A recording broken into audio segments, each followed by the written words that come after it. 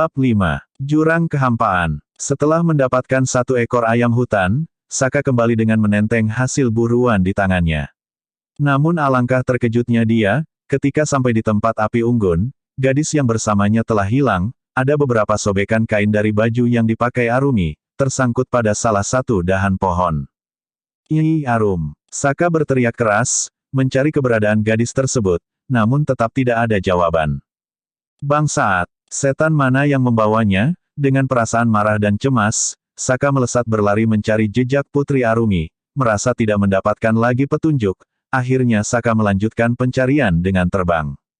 Sejak malam sampai pagi hari, Saka terus terbang mencari gadis tersebut, tetapi tetap saja tidak ada jejak yang dapat dia temukan, sampai beberapa tarikan napas berikutnya, Saka melihat sebuah goa di bawah tebing terjal di luar wilayah hutan. Saka melihat sebuah jejak kaki manusia di sekitar mulut goa, tanpa pikir panjang, dia lantas segera masuk ke dalam goa, benar saja dengan apa yang dia duga, nafasnya seketika berhenti, jantung berdegup kencang, serta darah seakan mendidih bergejolak di kepalanya, tangan Saka mengepal kuat, menahan amarah yang teramat sangat. Di depannya terbaring tubuh Arumi, tergeletak di atas lantai batu tanpa sehelai pun pakaian yang menempel pada tubuhnya. Saka mengeraskan rahangnya, menahan amarah yang bergejolak, segera Saka mengambil kain dari buntelan yang dibawanya, dengan cepat dia tutupkan kain tersebut pada tubuh Arumi. Saka menyalurkan tenaga dalamnya pada punggung Arumi, seberkas energi masuk ke dalam tubuh Putri Arumi, selang beberapa tarikan napas, gadis itu pun terbangun.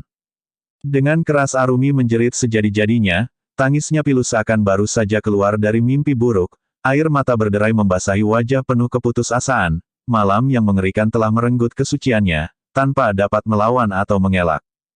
"Tidak, Kakang, aku tidak lagi sanggup hidup, seakan dunianya telah hancur tidak dapat menanggung aib, maka kematianlah, satu-satunya jalan yang lebih baik menurut Arumi. Kakang, tolong bantu bunuh aku tidak dapat lagi meneruskan hidup ini. Tolong Kakang," diliriknya Saka dengan wajah sendu penuh air mata yang terus mengalir tiada henti. "Nyai, sudahlah, mungkin ini sudah takdir Sang Hyang Widi, kuatkan dirimu, tidak baik mengutuk diri." "Nyai, setiap manusia mempunyai jalan takdir masing-masing yang sudah ditentukan olehnya, kita sebagai makhluk hanya dapat menjalani dengan pasrah tanpa dapat menolak takdir," didekapnya Arumi dengan lembut. "Tempat yang tak akan pernah bisa disinggahi kembali adalah waktu yang telah berlalu, dan keadaan yang tidak akan bisa diubah kembali adalah masa lalu." Saka berusaha menguatkan Putri Arumi, dia paham betapa hancurnya perasaan gadis itu. "Kakang, aku sudah tidak suci lagi, bagaimana aku dapat menghadap ayahanda? Bagaimana aku hidup menanggung aib ini?" Arumi masih terus menangis meratapi nasibnya. "Ada baiknya aku mati di sini, ayahanda tidak akan mau menerimaku lagi, apalagi kerajaan dan rakyat Mandau." Arumi lirih. "Arumi, masa lalu memang tidak dapat kita rubah, tetapi masa depan dapat kita ciptakan," kata Saka terus mengatkan Putri Arumi. "Untuk itu, jikalau memang ini sebuah takdir, maka biarlah aku rela turut menanggungnya." Ada rasa iba di hati Saka akan nasib dan masa depan Arumi serta kerajaan Mandau, di mana Putri Arumi merupakan keturunan satu-satunya penguasa kerajaan tersebut.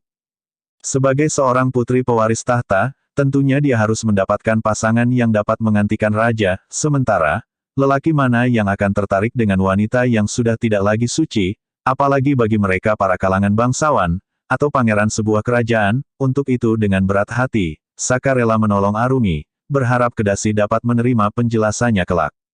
"Sesampainya di kerajaan nanti, biarlah aku mengawinimu Arumi," Saka berkata pasti. Sampailah Saka di kerajaan Mandau, dia disambut sebagai penolong Putri Arumi, namun siapa sangka, Raja Mandau Prabu Dasawijaya, telah menyatakan sayembara untuk mendapatkan Arumi kembali.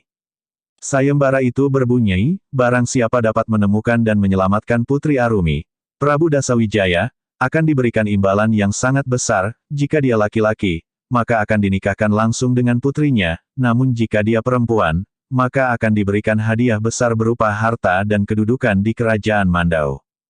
Saka dinobatkan menjadi pahlawan kerajaan Mandau dan dinikahkan dengan Putri Arumi. Tidak terasa setahun sudah mereka menikah, kini Arumi sudah dikaruniai seorang anak. Iya, memang anak itu bukan buah cinta dari Saka, melainkan hasil kebiadaban pemerkosa tempo lalu di dalam goa. Seiring berjalannya waktu, Saka menemukan identitas Durjana yang telah memperkosa Putri Arumi. Dia adalah pendekar sesat dari golongan hitam. Durjana itu dijuluki setan pemetik bunga, karena ulahnya yang kerap menculik dan menikmati para gadis perawan. Sudah tidak terhitung lagi jumlah korbannya, mungkin telah ratusan gadis berhasil dia gagahi. Beruntung, setan pemetik bunga berhasil tewas di tangan Saka. Mereka pertarungan sengit, namun Saka berhasil menjadi pemenang.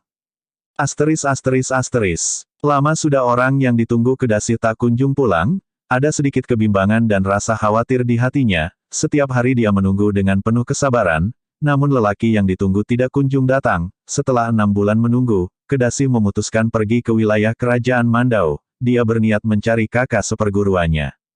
Namun, buntung nasib tak mujur, ketika sampai di kerajaan Mandau, Kedasi mendengar bahwa lelaki yang ditunggunya, kini sudah menikah dengan putri kerajaan tersebut, bahkan sekarang katanya tengah mengandung. Nafas Kedasi seketika memburu karena amarah. Dengan gelap mata dia melesat cepat menuju istana kerajaan Mandau. Kedasi mencari Saka dengan membabi buta.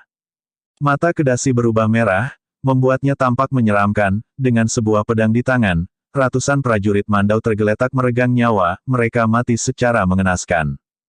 Beberapa bagian tubuh prajurit Mandau dipotong secara sadis, bahkan sebagian yang lain harus rela kepalanya hancur terkena pukulan Kedasi. Termasuk patih kerajaan Mandau, dia tewas di tangan Kedasi. Tubuhnya hancur menjadi serpihan daging terkena pukulan Kedasi. Kedasi semakin tidak terkendali, dia terus membantai siapapun yang dia temui, namun, tidak berapa lama amukannya terhenti, Kedasi harus rela terbaring tak berdaya dikalahkan oleh kakak seperguruannya. Pada waktu itu Saka datang berniat memberikan penjelasan kepada Kedasi, namun seberapa keras pun lelaki itu memberi penjelasan, Kedasi tetap tidak menerima dan terus mengamuk. Dengan berat hati pertarungan keduanya pun terjadi. Kedasi tergeletak bersimbah darah terkena senjata cakram Saka. Cakram Saka tepat mengenai punggung Kedasi, memuat tubuhnya seketika terlempar puluhan depa. Tubuh Kedasi bersimbah darah dengan luka dalam yang cukup serius. Ada rasa bersalah di hati Saka melakukan semua itu, tetapi sudah terlambat. Dengan kekacauan sebesar ini, seharusnya Kedasi dihukum pancung oleh pihak kerajaan. Namun, karena belas kasih dari Saka, Kedasi dibiarkan tetap hidup dan diperbolehkan pergi. Tidak dapat dipungkiri, hati Saka merasa sakit menyaksikan keadaan Kedasi. Namun pada saat itu, tidak dapat Saka berbuat banyak. Aturan tetaplah aturan yang harus dia tetapkan sebagai seorang raja, berharap semoga adik seperguruannya dapat memaafkan apa yang telah dia lakukan. Kedasi berlalu dengan susah payah, karena luka di sekujur tubuhnya. Namun, semua luka itu tidak seberapa, dibanding sakit pada hatinya hancur lebur dikhianati oleh laki-laki yang sangat dia cintai dan kagumi. Tidak berhenti air mata Kedasi terus mengalir di sepanjang perjalanan, langkah kakinya menyusuri jalan setapak yang entah kemana arah harus dituju, hingga setelah beberapa hari berjalan, secara tidak sengaja Kedasi melintasi pinggiran sebuah jurang. Jurang itu ternyata bernama Jurang Kematian, jurang yang tidak ada seorang pun mampu dapat melihat dasarnya, jurang yang sangat dalam, hingga siapapun yang jatuh ke jurang tersebut tidak ada yang pernah kembali. Entah itu takdir atau kesialan, Kedasi malah terperosok jatuh ke dalam jurang, dengan tubuh yang penuh luka, dia meluncur bebas terjun ke dalamnya, tiada perlawanan yang dapat dia lakukan, dengan pasrah Kedasi pejamkan kedua matanya, menyongsong ajal yang tidak lama lagi menjelang. Harapannya sudah sirna, membuat tiada lagi semangat hidup di dalam hatinya, cinta yang selama bertahun-tahun dia jaga dan pelihara, kini hancur tidak tersisa. Yang ada saat ini hanyalah api dendam yang tidak akan pernah padam, sebelum dia dapat membunuh dan menghancurkan laki-laki itu, namun siapa sangka, sebuah keajaiban terjadi pada Kedasi. Bab 6. Musnahnya Kerajaan Mandau. Kedasi tersadar di tepi sebuah air terjun yang sangat besar, permukaan air yang luas dan lebar, terdapat asap putih mengepul di atasnya, jika dilihat ke atas, seberapa jauh pun mata memandang, permukaan air terjun itu tetap tidak dapat terlihat, awan selalu saja menutup di ketinggian. Air mengalir dari atas dengan derasnya, menghujam menghantam bumi, bergemuruh menghasilkan angin, menerbangkan kabut tebal yang terbentuk dari butiran air, menjadikannya embun halus yang mengepul di seluruh area sungai. Ditariknya perlahan tubuh penuh luka itu dengan susah payah keluar dari air, terasa sakit tak terhingga di setiap persendiannya, dibaringkannya tubuh itu di atas sebuah batu besar di pinggir sungai, masih dalam rasa terkejut dengan semua pemandangan di hadapannya. Di mana Kedasi terlempar ke sebuah tempat asing, yang entah di mana keberadaannya. Kedasi juga tidak ingat berapa lama dia tidak sadarkan diri di tempat itu. Setelah merasa dapat menguasai diri, sedikit demi sedikit Kedasi berusaha mendudukan tubuhnya dalam posisi bersila.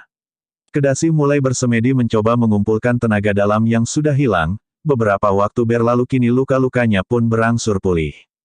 Singkat cerita, Kedasi berpetualang menyusuri semua wilayah hutan, pertarungan demi pertarungan dia lewati dengan berbagai penghuni hutan, banyak hal baru yang selalu membuat dia terkejut, terlebih mengenai ukuran pohon dan setiap hewan yang ada di sana, hingga akhirnya Kedasi menemukan sesuatu yang tidak terduga. Kedasi menemukan sebuah kitab ilmu kanuragan tingkat tinggi, di dalam sebuah goa di wilayah hutan larangan. Di sana dia terus berlatih selama beberapa tahun, sampai waktunya tiba untuk membalas dendam. Saat ini Kedasi telah mencapai tingkat kependekar Mandraguna, seorang sakti yang sulit mencari tandingannya. Tanpa ragu Kedasi membantai semua keluarga Saka di kerajaan Mandau, berikut anak dan istrinya. Istana kerajaan yang megah dengan ratusan ribu pasukan tempur di dalamnya, kini rata dengan tanah dalam waktu semalam. Sehingga terhapuslah kerajaan Mandau dari daratan Andalas. Maharaja Saka, yang waktu itu sedang melakukan pengembaraan seorang diri, demi mempelajari serta ingin lebih mengenal rakyatnya, tidak mengetahui sesuatu yang mengerikan kini terjadi menimpa keluarganya. Betapa terkejut dan murkanya Saka, ketika disaksikannya jutaan mayat bergelimpangan, kedaton dan bangunan istana kerajaan telah hancur rata dengan tanah, tak ada satupun orang yang selamat dari pembantaian itu. Sebuah pesan bertuliskan darah di samping jasad istri dan anaknya kini membuat Saka semakin murka. Setan alas, iblis durjana, akan aku bunuh kau dengan tanganku sendiri wanita setan, dengan tangan mengepal kuat serta hati penuh dendam. Saka langsung melesat terbang menuju lokasi yang sudah ditentukan pada pesan itu. Sampailah mereka pada pertemuan yang sudah dinanti oleh keduanya.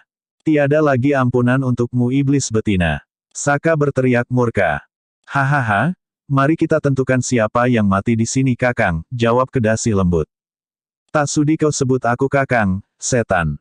Saka lantas melesat menyerang Kedasi dengan jurus kanuragan terkuatnya. Cakram manik membelah langit, sebuah jurus tertinggi dari cakram pusaka, Saka arahkan kepada Kedasi tanpa ragu sedikitpun. Tarian pedang nirwana, sebuah jurus kanuragan tingkat tinggi milik Kedasi pun, menyambut serangan cakram pusaka dari Saka dan blar, boom, sebuah ledakan maha dahsyat menggelegar di gunung tersebut, membuat gunung itu seketika hancur menjadi kubangan raksasa yang sangat dalam. Pertemuan serangan maha dahsyat itu mampu membuat sebuah gunung hilang seketika. Hahaha, tidak buruk Kakang. Kedasi tertawa seraya menyeka darah merah yang ngucur tipis di sudut bibirnya. Jangan senang dulu iblis betina. Walau harus bertukar nyawa, kau harus mati di tempat ini. Terlihat sebelah tangan Saka menghitam hangus terkena jurus Kedasi. Beberapa kali Saka memuntahkan darah segar dari mulutnya. Dengan susah payah dia gerakan tubuhnya untuk serangan terakhir. Tapak 1000 racun, mati. Serangan kuat melesat ke arah Kedasi, dengan hati penuh dendam, Saka berniat mengakhiri pertarungan, walau dirinya harus mati, setidaknya dia dapat membawa Kedasi ke alam baka bersamanya. Saka berharap kekejaman Kedasi akan berakhir bersama dirinya, dia sadar, hancurnya kerajaan Mandau adalah kesalahan dirinya sendiri. Andai Saka dahulu tidak menikah dengan Putri Arumi, maka kejadian itu tidak akan terjadi. Berjuta nyawa melayang menjadi korban, ini merupakan pembantaian terbesar dalam sejarah, tidak ada satupun golongan hitam, yang pernah melakukan hal seperti itu, namun, seperti pepatah mengatakan, nasi telah menjadi bubur, bagaimanapun penyesalan tidak akan mengubah masa lalu. Pukulan Braja Geni tingkat nirwana. Kedasi melesat menyambut jurus tapak Saka, dengan jurus paling mematikan dari kitab yang dia temukan. Kedasi berniat mengakhiri Saka, walau tidak dapat dipungkiri Kedasi sedikit rasa ragu ada dalam hatinya. Boom! Dar! Ledakan maha dahsyat pun terjadi kembali, bahkan lebih kuat dari ledakan pertama. Langit bergemuruh, wus, angin panas menyebar meluluh lantahkan semua daratan. Hutan sejauh 120 km rata, berubah seketika menjadi daratan tandus, yang terdapat cekungan besar di tengahnya. Tubuh Saka hancur menjadi debu, sementara Kedasi tergeletak di tengah kubangan besar. Sebagian besar tubuhnya hangus terkena luka bakar, mulai dari pangkal kaki, hingga sampai kepala, terlihat kini setengah wajah Kedasi melepuh, membuat Kedasi menjadi buruk rupa. Uhuk, uhuk. Kedasi batuk bersama beberapa gumpal darah hitam keluar dari mulutnya. Ternyata racunnya memang tidak main-main. Kakang, maafkan aku.